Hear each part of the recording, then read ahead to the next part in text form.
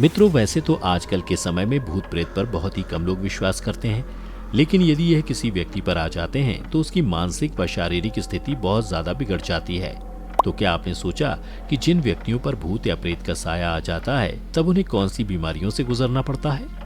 नमस्कार दर्शकों, स्वागत है आपका द डिवाइन टेल्स पर एक बार फिर। बता दें कि जब कोई व्यक्ति बिना किसी वजह से अचानक बीमार रहने लगे और चिकित्सा का सहारा लेने पर पता चले कि कोई परेशानी नहीं है, लेकिन फिर भी तबीयत सुधरने का नाम ही ना ले, तो समझिए उस व्यक्ति पर काले जादू का असर हो सकता है या कोई आत्मा भूत प्रेत उस पर हावी हो गया है। लेकिन ऐसा कई बार होता है कि मानसिक उलझनों और बीमारियों को लोग ये समझ लेते हैं कि कोई आत्मा या भूत प्रेत ने वश में कर लिया है। कई बार लोग एक अलग मानसिक अवस्था में पहुंचकर बात करना शुरू कर सकते हैं जिसके बारे में वो नहीं जानते होते हैं। ऐसे बहुत से लोग जिन्हें मानसिक बीमारी होती है वे कई बार ऐसे काम कर जाते हैं जो दिखने में काफी अजीब लगता है, क्योंकि वह अचानक से एक ऐसी मानसिक अवस्था में चले जाते हैं जहां अब तक उनकी कोई पहुंच नहीं थी। इसी के साथ ये भी कुछ बदलाव होते हैं उस भूत बाधित व्यक्ति में। स्वभाव में परिवर्तन। व्यक्ति के स्वभाव में अचानक ही बदलाव होने लगे और हर काम में वह स्वयं को सही बताने लगे तो समझ जाएं कि उस इंसान पर काला जादू करवाया गया है या उसके ऊपर किसी भूत प्रेत का साया आ गया है। सांसों की गति का तेज हो जाना। यदि किसी शिशु के ऊपर तंत्र का प्रयोग किया गया हो तो उसकी सांसों की गति तेज हो जाती है। आपने जीवन में भूत प्रेत बाधा से ग्रसित व्यक्ति को देखा होगा जिसके गले से सांस लेते वक्त डरावनी घरघराहट निकलने लगती है। यह भी एक प्रमुख संकेत माना जाता है। नाड़ी गति का तेज हो जाना। वैसे तो भगवान ने हमारे शरीर में कई तरह की खूबियां दी हैं। अगर शरीर पर किसी भी तरह यानी भूत प्रेत का हमला होता है तो शरीर उसका प्रतिरोध करता है, लेकिन यदि किसी पर जादू या तंत्र का इस्तेमाल किया जाता है तो शरीर जब तक सक्षम होता है उसका सामना करता है।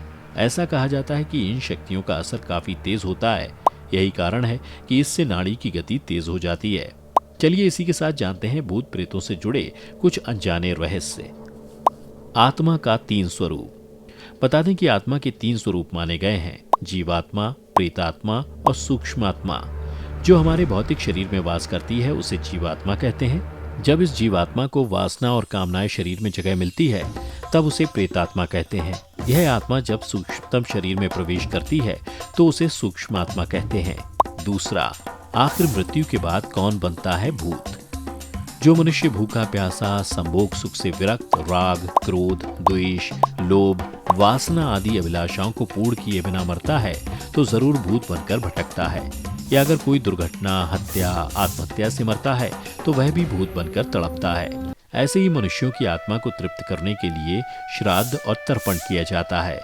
जो लोग अपने स्वजनों और पितरों का श्राद्ध और तर्पण नहीं करते वे उन अतृप्त आत्माओं द्वारा परेशान होते हैं। तीसरा, किसे पकड़ते हैं भूत?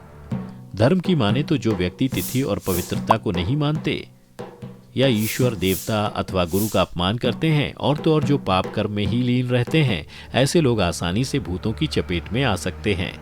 इसके अलावा जिन लोगों की मानसिक शक्ति बहुत कमजोर होती है उन पर भूत हमला सीधे सीधे शासन करते हैं। या जो लोग रात के समय कर्म और अनुष्ठान करते हैं वह आसानी से भूतों के शिकार बन जाते हैं। सनातन धर्म के अनुसार किसी भी प्रकार का धार्मिक और मांगलिक कार्य रात में नहीं किया जाता। चौथा, कैसे जाने कि भूत ने पकड़ा है? प्रेत या भूत से पीड़ित इंसान की पहचान उसके स्वभाव में आए बदलाव से की जाती है। वह व्यक्ति अलग अलग स्वभाव के अनुसार हरकतें या कार्य करने लगता है। जी हाँ, यदि किसी मनुष्य को भूत लग गया है तो वह अजीबोगरीब क्रियाएं करने लगता है। गुस्सा आने पर वह कई इंसानों के साथ भिड़ जाता है। उसकी आंखें लाल हो जाती हैं और शरीर में सदा कंपन बनी रहती है। वह हमेशा गंदा रहता है और उससे बदबू आती है। वह एकांत चाहता है, इससे वह कमजोर होता जाता है। पांचवा, कैसे पाएं भूतों से मुक्ति? हिंदू धर्म में भूतों से बचने के कई तरीके बताए गए हैं। पहला धार्मिक उपाय यह है कि गले में ओम या रुद्राक्ष का लॉकेट पहने, हमेशा बजरंगबली हनुमान का स्मरण करें, शराब ना पिएं और ना ही मांस का सेवन करें, सिर पर चंदन का तिलक लगाएं, हाथ में मौली अवश्य बांध कर रखें। आप अपने घर में रात के समय सोने से पहले चांदी की कटोरी में देव स्थान पर कपूर और लौंग जला दें। इतना ही नहीं, हनुमान भगवान के बाद माता कालका के स्मरण मात्र से किसी भी प्रकार की भूत बाधा है तो तुरंत हट जाती है। माँ काली के कालिका पुराण में कई मंत्रों का उल्लेख मिलता है। यदि आप नदी, पुल या सड़क पार करते हैं तो उस समय भगवान का स्मरण जरूर करें। अकेले में शयन या यात्रा करते समय पवित्रता का ध्यान रखें। जगह देखकर ही पेशाब करें व रात में सोने से पहले भूत प्रेत के बारे में बातें ना करें। टोने टोटकों से बचकर रहें।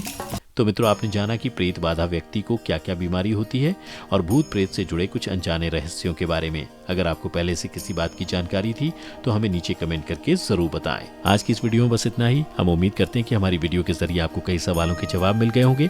अगर ये वीडियो पसंद आई हो तो इसे लाइक और शेयर जरूर कीजिएगा। अगर आपने हमारे चैनल को सब्सक्राइब नहीं किया है तो जरूर करिए। इसके साथ ही मुझे दें इजाजत। इस वीडियो को अंत तक देखने के लिए आपका बहुत बहुत शुक्रिया।